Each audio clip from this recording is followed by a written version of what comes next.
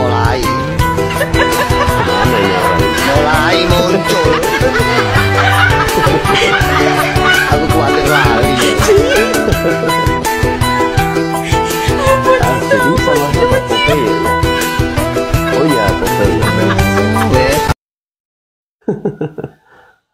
Kalau ini jadi, PIK 2 ini jadi, mungkin Jan Etes akan jadi presiden. Itu. Bukan. Said Didu. Said Didu ini udah dilaporkan ini. Dilaporkan atas ujaran kebencian. Ya, atau permusuhan individu dan antar golongan atau SARA, kejahatan terhadap penguasa hukum. Ini Didu ini akan menjalani pemeriksaan yang kedua. Makanya Didu ini bikin wasiat seolah-olah dia tahulah bahwasanya dia mau ditahan. Kan?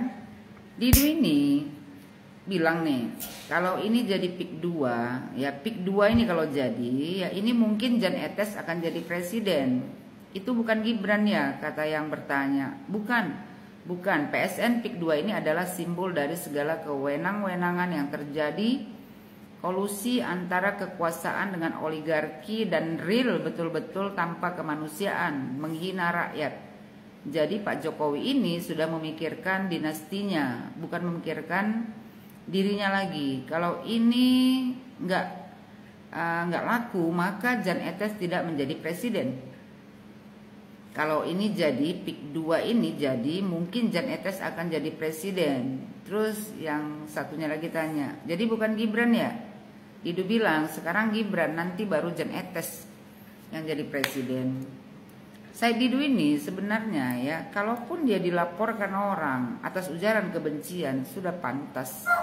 Karena Didu ini sangat pantas. Semua apa yang dilontarkannya itu adalah ujaran kebencian, provokator, ya, mengajak masyarakat untuk membenci pemerintah dan membenci Pak Jokowi khususnya. Didu, kau tuh udah maghrib umurnya, ya. Kalau kau bermasalah sama Pak Jokowi, ya kan, kalau kau rasa Pak Jokowi itu ada melanggar hukum atau apapun, bawalah ke jalur hukum. Iya. Ya kan, bawa harusnya seperti itu. Kau kowar-kowar tapi nggak pernah mau membuktikan bahwasanya Pak Jokowi itu punya salah. Kalian semua berkowar-kowar, tapi kalian nggak ada bukti yang dapat mengadili Pak Jokowi itu bahwasanya Pak Jokowi itu punya kesalahan. Kalau cuma cuap-cuap di media sosial, ya tanpa bukti, rakyat Indonesia ini sudah pintar. Nggak perlu lagi kau kebanyakan cuap-cuap. Semakin banyak kau cuap-cuap, semakin benci orang sama kau. Karena kau penebar fitnah, penebar kebencian.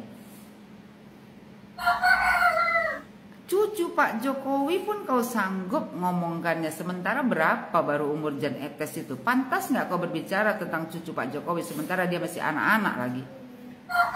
Apa sangkut pautnya ke Jan Etes?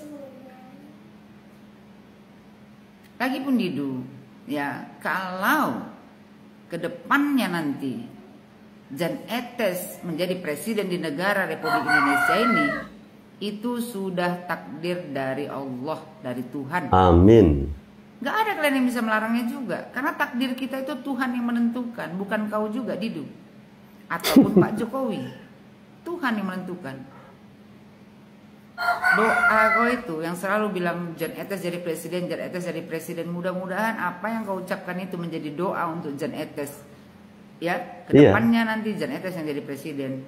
Ucapan adalah doa ya. Nanti kalau seandainya Jan Etes itu jadi presiden, kau diberikan Allah umur yang panjang, biar kau bisa melihatnya juga. Hasil dari ucapan kau itu, doa kau itu.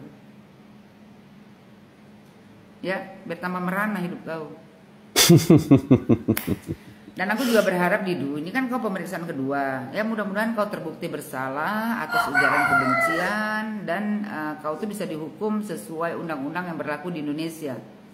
Walaupun banyak yang bela kau, termasuk Mahfud MD, ya seolah-olah kau ini dikriminalisasi. Padahal coba lihat tuh di medsos, semua ucapan kau itu apa nggak ujaran kebencian? Tapi masih ada yang bela, kan lucu. Yang bela ialah satu grup kau juga. Ya, mudah-mudahan iya, orang-orang mereka kau nanti, ya, kau tuh sudah ditetapkan jadi tersangka dan kau tuh benar-benar terbukti bersalah, bahwasanya memang kau tuh selalu ya membuat ujaran kebencian, Membuat kegaduhan. ya kayak tweet yang di Twitter, ya kan kau bilang tuh itu yang ini kan masalah Menteri Agama yang kau singgung kan. Kau bilang terima kasih Pak atas pelajaran Mas Kodari, akhirnya kami tahu bahwa Bapak Presiden inginkan Menak untuk menggebuk Islam. Sekali lagi terima kasih. Nah itu kan kau kena laporkan kan. Karena apa? Ya kan ada orang yang tidak menerima pernyataan kau itu, ya kan? Itu pernyataan kau tuh dinilai menghakimi Menteri Agama Gus Yakut. Padahal waktu itu dia belum lagi dilantik. Jadi mudah-mudahan kau Didu ya terbukti bahwasanya memang kau tuh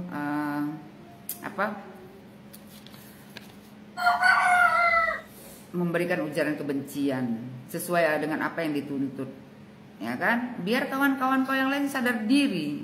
Nggak kerja kalian tuh nggak tiap hari tuh menebar kebencian di medsos, menebar kebencian, memfitnah orang, ya, mengajak orang untuk membenci pemerintah, khususnya membenci Pak Jokowi dan keluarganya, membenci Gibran wakil presiden.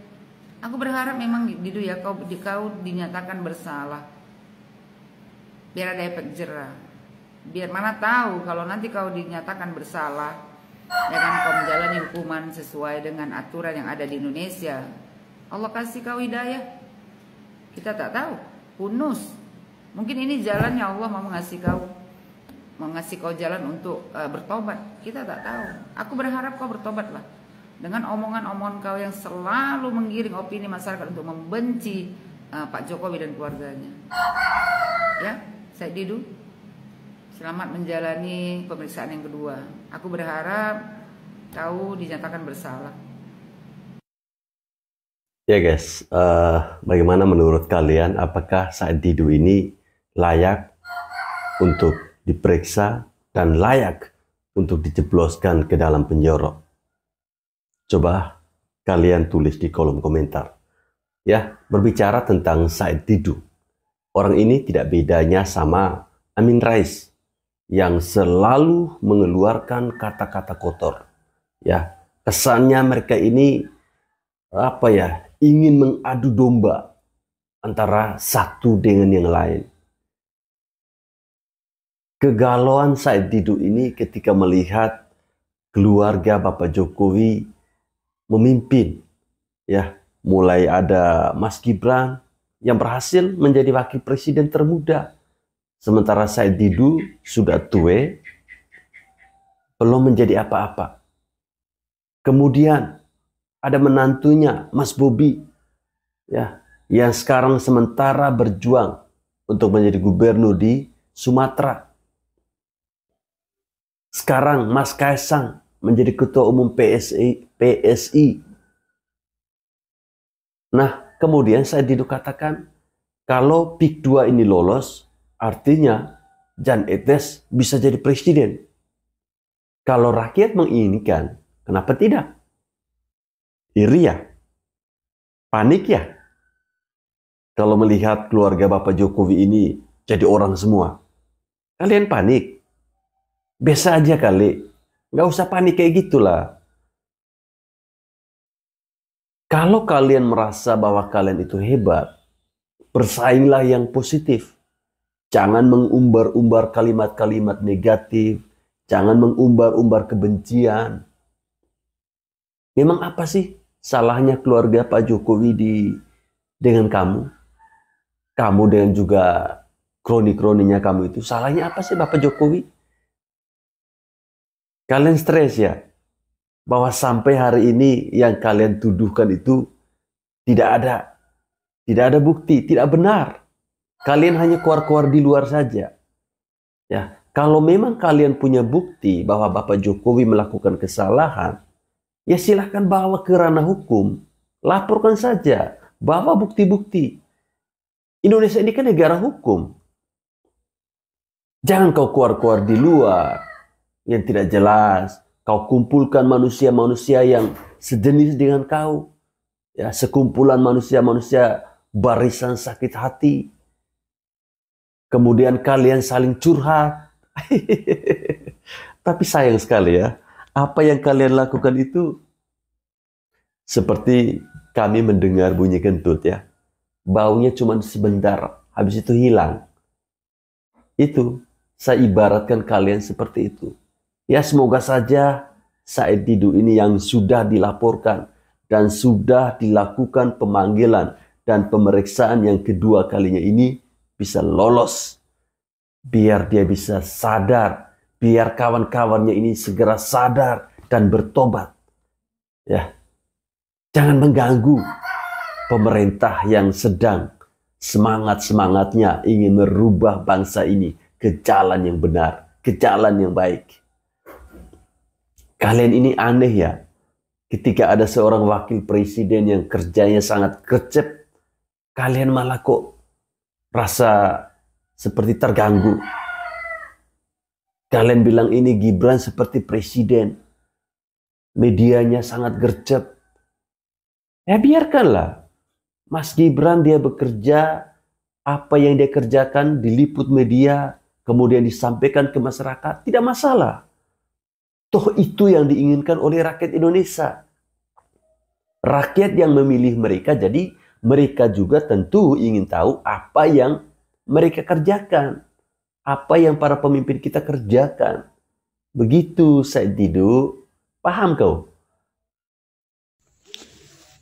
Bagi para pembenci Bapak Wakil Presiden Gibran Raka Buming Raka, boleh benci, tetapi harus diketahui bahwa Gibran itu adalah sebuah proses perjalanan pembentukan jiwa dan karakter. Jadi tidak mudah sebenarnya. Cuman kita udah tahu orang yang membenci itu dasarnya ada 3. Tidak suka dengan pencapaian, dan dia tahu dia tidak akan bisa seperti itu. Dan dia juga tahu bahwa dia lebih populer daripada si pembenci. Nah, dari 3 faktor ini aja sebenarnya Pak Gibran ya sudah menang. Namun berusaha dilemahkan. Nah, kalau untuk melemahkan Pak Gibran, kita harus ketahui bahwa Pak Gibran itu dibangun dari sebuah kerangka keluarga yang berdasar kepada kejawaan atau Jawa Foundation, di mana sangat kuat Jawa Foundation. Dan mereka sudah menanamkan sejak dari kecil yang namanya bobot bibit bebet. Jadi itu terlihat. Dan biasanya seperti kata pepatah orang tua, buah tidak akan jauh dari pohonnya ketika jatuh. Apa yang menjadi karakter, habit, behavior dari Pak Jokowi itu yang turun. Ini kita sudah mengamati ya.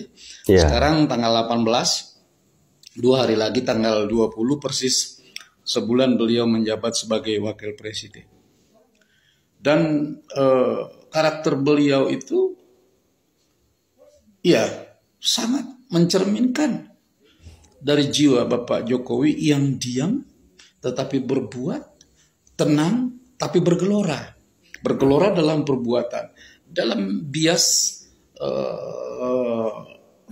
performanya itu nggak neko-neko gitu, nggak neko-neko, tetapi orang tertarik bukan dengan sendirinya, tapi ditentukan oleh situasi. Udah saya bilang, alam pun mendukung. Nah, sehingga mungkin para pembencinya ya semakin geram, tetapi kita lihat nanti di triwulan, di kuartal, di semester, di tahunan atau anual, kita akan cek seberapa nanti kita coba evaluasi. Mudah-mudahan tidak lari dari prediksi, karena sudah terasosiasi dari awal bahwa Pak Prabowo juga mengatakan bukan ditawarkan oleh Pak Jokowi, tetapi diminta oleh Pak Prabowo. Nah, kemarin udah ada beberapa contoh ketemu dengan Perdana Menteri Singapura, terus membuka rakornas pemerintah daerah dengan pusat, dan juga di dalam kunjungan beliau ke bencana NTT dan juga di Persatuan Gereja Indonesia di PGI, itu lumayan menunjukkan bahwa walaupun secara perlahan menunjukkan kualitas. Nah, jadi mudah-mudahan nanti kita lihat 1 bulan tanggal 20 nanti kita lihat lagi, mudah-mudahan nanti progresnya akan berjalan sesuai dengan harapan. Mudah-mudahan nanti Amin, para ya. pembencinya juga semakin sadar bahwa sesungguhnya Pak Gibran Raka Buming Raka tidak pantas untuk dibenci, tapi marilah kita bersatu padu seperti pesan Pak Prabowo, para elitnya bersatu, di bawah apalagi. Ya, sementara demikian dulu dari saya, Tamrin Manulang, pendekar sugesti, mengingatkan yang terlupa, memungut yang tercecer, mengerjakan yang sederhana. Salam satu jiwa, NKRI harga mati. Salam satu jiwa, NKRI harga mati. Ya guys, berbicara tentang Mas Gibran Raka Buming Raka, itu tadi adalah 3 faktor yang membuat orang-orang sangat membenci dia. Bibit, bobot, dan bebet. Ya, itulah kalau orang-orang yang dididik dari keluarga yang baik, tentu dia akan menjadi baik. Buah jatuh itu tidak jauh dari pohon. Hari ini tepat tanggal 20 November, genap 1 bulan kepemimpinan Bapak Prabowo bersama Mas Gibran. Kemudian hal-hal apa yang sudah mereka capai? Tentu banyak ya. Serasa mereka ini sudah memimpin lama. Tapi ternyata hari ini genap 1 bulan. Ya, kita melihat bagaimana di awal-awal kepemimpinan atau di hari-hari pertama mereka bekerja, mereka langsung gaspol. Ya, Mas Gibran mengunjungi ada sebuah proyek besar di Jakarta. Kemudian para koruptor-koruptor itu langsung ditangkap. Dan tentu banyak sekali ya.